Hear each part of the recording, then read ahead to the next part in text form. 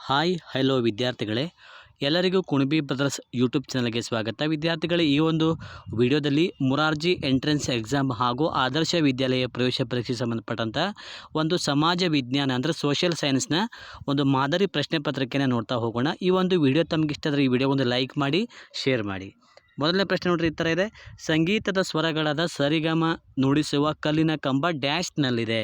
ಹಂಪಿ ದೇವಾಲಯ, ಬೇಲೂರು ಮತ್ತು ಹಳೆಬೀಡು ದೇವಾಲಯಗಳು, ಸೋಮನಾಥಪುರ ದೇವಾಲಯಗಳು, ಐಹೊಳೆ ಪಟ್ಟದಕಲ್ಲು ದೇವಾಲಯಗಳು ಅಂತ ಇದೆ.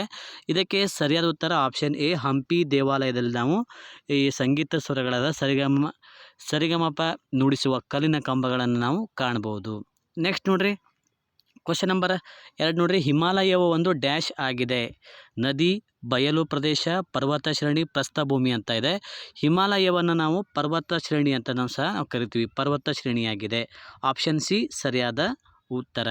ಮೌಂಟೇನ್ ರೇಂಜ್ ಅಂತಂತ ಹೇಳ್ತಾರೆ ಇಂಗ್ಲೀಷ್ನಲ್ಲಿ. ನೆಕ್ಸ್ಟ್ ಕ್ವಶನ್ 1 ನೋಡ್ರಿ, ಕೃಷ್ಣರಾಜಸಾಗರ ಅಣೆಕಟ್ಟು ಯೋಜನೆಯನ್ನು ಸಿದ್ಧಪಡಿಸಿದವರು ಯಾರು? U R Rao, Abdul Kalam, Kengal Hanumanthaiah, sir M Visvesvaraya ಅಂತ ಇದೆ. ಇದಕ್ಕೆ ಸರಿಯಾದ ಉತ್ತರ option D, sir M Visvesvaraya. ಇವರು ಒಂದು ಕೃಷ್ಣರಾಜಸಾಗರ ಅಣೆಕಟ್ಟು ಅಂದರೆ KRS ಅಣೆಕಟ್ಟನ್ನು ಅವರು ಸಿದ್ಧಪಡಿಸ್ತಾರೆ. ಇದು ಎಲ್ಲಿದೆ? ಮಂಡ್ಯ ಜಿಲ್ಲೆಯಲ್ಲಿದೆ. ನೆಕ್ಸ್ಟ್ ನೋಡ್ರಿ, ಈ ಚಿತ್ರದಲ್ಲಿ ಕಾಣುವಂಥ ಕಲಾವಿದ ಯಾರು ಅಂತ ಇದೆ. ಇಲ್ಲಿ ನೋಡ್ರಿ, ಸ್ವಲ್ಪ ಚಿತ್ರ ಬ್ಲರ್ ಆಗಿದೆ, ಆದರೂ ಸ್ವಲ್ಪ ನೋಡಿ. ಈ ಚಿತ್ರದಲ್ಲಿರುವಂಥ ಒಬ್ಬರು ಕಲಾವಿದ ಯಾರು ಅಂತ ಕೇಳ್ತಿದ್ದಾರೆ. ಆಪ್ಷನ್ ಎದೊಳಗೆ ನೋಡ್ರಿ, ಪಂಡಿತ್ ಭೀಮ್ಸೆನ್ ಜೋಶಿ ಅಂತ ಇದೆ. ಬಿ ದೊಳಗೆ ಬಿಸ್ಮಿಲ್ಲಾ ಖಾನ್, ಸಿ ದೊಳಗೆ ಜಾಕಿರ್ ಹುಸೇನ್, ಡಿ ದೊಳಗೆ ಯಾರೂ ಅಲ್ಲ ಅಂತ ಇದೆ. ಇದಕ್ಕೆ ಸರಿಯಾದ ಉತ್ತರ ಆಪ್ಷನ್ ಬಿ, ಬಿಸ್ಮಿಲ್ಲಾ ಖಾನ್. ಇವರು ಈ ಚಿತ್ರದಲ್ಲಿ ಇರುವಂಥವ್ರು ಯಾರು? Bismillah Khan. Option B right answer. Next question ನೋಡ್ರಿ, ಒಬ್ಬ ರೈತನು ಒಂದು ವರ್ಷದಲ್ಲಿ 2 ರಿಂದ 3 ಬೆಳೆಗಳನ್ನು ಬೆಳೆಯುತ್ತಾನೆ. ಈ ಬೇಸಾಯದ ವಿಧಾನಕ್ಕೆ ಏನೆಂದು ಹೆಸರು ಅಂತ ಇದೆ. ಮಿಶ್ರ ಬೇಸಾಯ, ಸಾಂದ್ರ ಬೇಸಾಯ, ತೋಟಗಾರಿಕೆ, ಸಾವಯವ ಕೃಷಿ ಅಂತ ಇದೆ. ಇದಕ್ಕೆ ಸರಿಯಾದ ಉತ್ತರ, ಒಬ್ಬ ರೈತನು ಒಂದು ವರ್ಷದಲ್ಲಿ 2 ರಿಂದ 3 ಬೆಳೆಗಳನ್ನು ಬೆಳೆದರೆ ಅದಕ್ಕೆ ಒಂದು ಸಾಂದ್ರ ಬೇಸಾಯ ಅಂತೇಳಿ ನಾವು ಹೇಳ್ತೀವಿ. ಆಪ್ಷನ್ ಬಿ ಸರಿಯಾದ ಉತ್ತರ, ಸಾಂದ್ರ ಬೇಸಾಯ. ನೆಕ್ಸ್ಟ್ ಕ್ವಶನ್ ಬಂದುಬಿಟ್ಟು, ಸಿರಿಧಾನ್ಯಗಳ ಬಗ್ಗೆ ಕೆಳಗಿನ ಹೇಳಿಕೆ ಯಾವ ಹೇಳಿಕೆ ತಪ್ಪು ಅಂತ ಇದೆ. ಸಿರಿಧಾನ್ಯಗಳನ್ನು ಕಡಿಮೆ ನೀರನ್ನು ಬಳಸಿ ಬೆಳೆಯಬಹುದು, ಇದು ಸರಿಯಾಗಿದೆ. ನೆಕ್ಸ್ಟ್ ನೋಡ್ರಿ, ನೆಕ್ಸ್ಟ್ ಬಂದುಬಿಟ್ಟು ಇದು 1ನೇದು ಸರಿ ಇದೆ, ಹೌದಾ. ನೆಕ್ಸ್ಟ್ 2ನೇದು, ರಾಸಾಯನಿಕ ಕೀಟನಾಶಕಗಳ ಅಗತ್ಯವಿಲ್ಲ, ಇದು ಸರಿ ಇದೆ. ಸಿ ನೋಡ್ರಿ, ಇದು ಹೆಚ್ಚು ಪೋಷಕಾಂಶಗಳುಳ್ಳ ಧಾನ್ಯಗಳಾಗಿವೆ, ಇದು ಸರಿ ಇದೆ.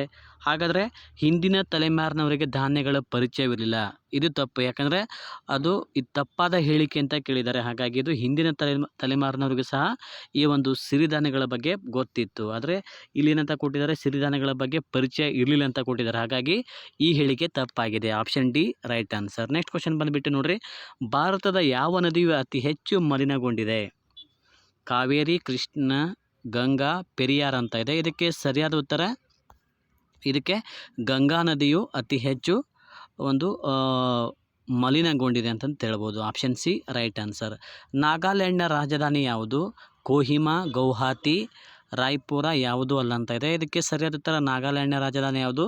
ಕೋಹಿಮಾ ಅನ್ನೋದು ನಾಗಾಲ್ಯಾಂಡ್ನ ಒಂದು ರಾಜಧಾನಿಯಾಗಿದೆ. ನೆಕ್ಸ್ಟ್ ಕ್ವಶನ್ ನೋಡ್ರಿ, ಸತ್ಯಾನ್ವೇಷಣೆ ಈ ಕೃತಿಯನ್ನು ರಚಿಸಿದವರು ಯಾರು? ಸುಭಾಷ್ ಚಂದ್ರ ಬೋಸ್, ಲಾಲ್ ಬಹದ್ದೂರ್ ಶಾಸ್ತ್ರಿ, ಮಹಾತ್ಮ ಗಾಂಧಿ, ರವೀಂದ್ರನಾಥ್ ಟ್ಯಾಗೋರ್ ಅಂತ ಇದೆ. ಸತ್ಯಾನ್ವೇಷಣೆ ಈ ಕೃತಿಯನ್ನು ರಚಿಸಿದವರು ಯಾರು ಅಂತಂದ್ರೆ ಮಹಾತ್ಮ ಗಾಂಧೀಜಿಯವರು ಸತ್ಯಾನ್ವೇಷಣೆ ಎನ್ನುವಂಥ ಒಂದು ಕೃತಿಯನ್ನು ರಚಿಸಿದರು. ನಮ್ಮ ದೇಶದ ರಾಷ್ಟ್ರಕವಿ ಯಾರು? ದ ರಾ ಬೇಂದ್ರೆ, ಕುವೆಂಪು, ಮಾಸ್ತಿ ವೆಂಕಟೇಶ್ ಅಯ್ಯಂಗಾರ್, ರವೀಂದ್ರನಾಥ್ ಟ್ಯಾಗೋರ್ ಅಂತ ಇದೆ. ನಮ್ಮ ದೇಶದ ರಾಷ್ಟ್ರಕವಿ ಯಾರು ಅಂತ ಕೇಳಿದಾಗ Kuvempu, Kuppalli Venkatappa Puttappa. Option B right answer. ಇವರು ಜ್ಞಾನಪೀಠ ಪ್ರಶಸ್ತಿಯನ್ನು ಪಡೆದಂತಹ ಮೊಟ್ಟ ಮೊದಲು ಕನ್ನಡಿಗರಾಗಿದ್ದಾರೆ. ಇವರ ಕೃತಿ ಯಾವ ಕೃತಿಗೆ ಜ್ಞಾನಪೀಠ ಪ್ರಶಸ್ತಿ ಸಿಕ್ತಂದರೆ ಶ್ರೀ ರಾಮಾಯಣ ದರ್ಶನಂ ಎನ್ನುವಂಥ ಕೃತಿಗೆ ಇವರಿಗೆ ಜ್ಞಾನಪೀಠ ಪ್ರಶಸ್ತಿ ದೊರಕಿತು. ನೆಕ್ಸ್ಟ್ ಕ್ವಶನ್ ಬಂದುಬಿಟ್ಟು ನೋಡ್ರಿ, ಗೌತಮ ಬುದ್ಧನು ಜನಿಸಿದ ಸ್ಥಳ ಡ್ಯಾಶ್? ಬಿಹಾರ, ಗಯಾ, ಕಪಿಲವಸ್ತು, ನೇಪಾಳ ಅಂತ ಇದೆ. ಆಪ್ಷನ್ ಸಿ ಕಪಿಲವಸ್ತು ಸರಿಯಾದ ಉತ್ತರ. ಸ್ವಾಮಿ ವಿವೇಕಾನಂದರ ಬಾಲ್ಯದ ಹೆಸರು? ಏಳಿ ಎದ್ದೇಳಿ ಗುರಿ ಮುಟ್ಟುವ ತನಕ ನಿಲ್ಲದಿರಿ ಅನ್ನುವಂಥ ಘೋಷಣೆಯನ್ನು ಕೊಟ್ಟವರು ಯಾರು? ಸ್ವಾಮಿ ವಿವೇಕಾನಂದರು. ಇವರ ಒಂದು ಜನ್ಮದಿನವನ್ನು ಜನವರಿ 12 ರಾಷ್ಟ್ರೀಯ ಯುವ ದಿನ ಅಂತ ಆಚರಣೆ ಮಾಡ್ತೀವಿ. ಹಾಗಾದರೆ ಈ ಒಂದು ಸ್ವಾಮಿ ವಿವೇಕಾನಂದರ ಬಾಲ್ಯದ ಹೆಸರು ಆಪ್ಷನ್ ಬಿ ನರೇಂದ್ರ ಅನ್ನುವಂಥದ್ದು ಸರಿಯಾದ ಉತ್ತರ. Option B right answer. Next question ನೋಡ್ರಿ, ಧರ್ಮಶಾಲಾವನ್ನು ಇತ್ತೀಚೆಗೆ ಯಾವ ರಾಜ್ಯದ 2ನೇ ರಾಜಧಾನಿಯನ್ನಾಗಿ ಘೋಷಿಸಲಾಯಿತು? ಹಿಮಾಚಲ ಪ್ರದೇಶ, ಗುಜರಾತ್, ಪಂಜಾಬ್, ಸಿಕ್ಕಿಂ ಅಂತ ಇದೆ. ಇದಕ್ಕೆ ಹಿಮಾಚಲ ಪ್ರದೇಶದ ಒಂದು ರಾಜ್ಯದ 2ನೇ ರಾಜಧಾನಿಯನ್ನಾಗಿ ಘೋಷಣೆ ಮಾಡಲಾಯಿತು. ಆಪ್ಷನ್ ಈ ಸರಿಯಾದ ಉತ್ತರ. ನೆಕ್ಸ್ಟ್ ಕ್ವಶನ್ ನೋಡ್ರಿ. ವಿಶ್ವನಾಥ್ ಆನಂದ್ ಅವರು ಯಾವ ಕ್ರೀಡೆಯ ಆಟಗಾರ? ಚೆಸ್, ಕಬಡ್ಡಿ, ಹಾಕಿ, ಕ್ರಿಕೆಟ್ ಅಂತ ಇದೆ. ವಿಶ್ವನಾಥ್ ಆನಂದ್ ಅವರು ಚೆಸ್ ಕ್ರೀಡೆಯಲ್ಲಿ ಪ್ರಸಿದ್ಧಿಯನ್ನು ಪಡೆದಂಥವರು. Option A right answer. ಭಾರತದ ಯಾವ ನದಿಯು ಅತಿ ಹೆಚ್ಚು ಮಲಿನಗೊಂಡಿದೆ? ಕ್ವಶನ್ ರಿಪೀಟ್ ಆಗಿದೆ. ಇದಕ್ಕೆ ಸರಿಯಾದ ಉತ್ತರ ನಿಮ್ಗೆ ಗೊತ್ತೇ ಇದೆ. ಆಪ್ಷನ್ ಸಿ ಗಂಗಾ ನದಿ. ಹಾಕಿ ತಂಡದಲ್ಲಿ ಆಟಗಾರರ ಸಂಖ್ಯೆ ಎಷ್ಟು? Option B 11. ಹಿಮಾಲಯವ ಒಂದು ಡ್ಯಾಶ್ ಆಗಿದೆ. ಇದು ಒಂದು ಪರ್ವತ ಶ್ರೇಣಿಯಾಗಿದೆ. ಯಾವುದು? Mountain range.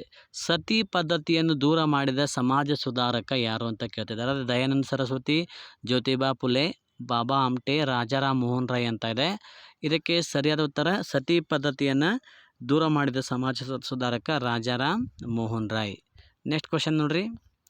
ಚೀನಾ ದೇಶದ ಬೌದ್ಧ ಭಿಕ್ಷು ಯಾರು? ಪಾಹಿಯನ್, ಚಾನ್ಚುಕಿ, ದುರ್ಗಸಿಂಹ, ಚಿಯಾಂಗ್ ಅಂತ ಇದೆ. ಇದಕ್ಕೆ ಸರಿಯಾದ ಉತ್ತರ ಆಪ್ಷನ್ ಎ. ಇವನು ಚೀನಾದಿಂದ ಬಂದಂಥ ಒಬ್ಬ ಬೌದ್ಧ ಭಿಕ್ಷು ಪಾಹಿಯನ್ ಒಬ್ಬ ಗೋಖೋಕಿ ಅನ್ನುವಂಥ ಒಂದು ಕೃತಿಯನ್ನು ರಚಿಸ್ತಾನೆ. ನೆಕ್ಸ್ಟ್ ನೋಡ್ರಿ. ಮಹರ್ಷಿ ವಾಲ್ಮೀಕಿ ರಚಿಸಿದ ಗ್ರಂಥ ಯಾವುದು? ರಾಮಾಯಣ, ಭಗವದ್ಗೀತೆ, ಮಹಾಭಾರತ, ಶಾಕುಂತಲ ಅಂತ ಇದೆ. ಇದಕ್ಕೆ ಸರಿಯಾದ ಉತ್ತರ ಆಪ್ಷನ್ ಎ ರಾಮಾಯಣ ಸರಿಯಾದ ಉತ್ತರ.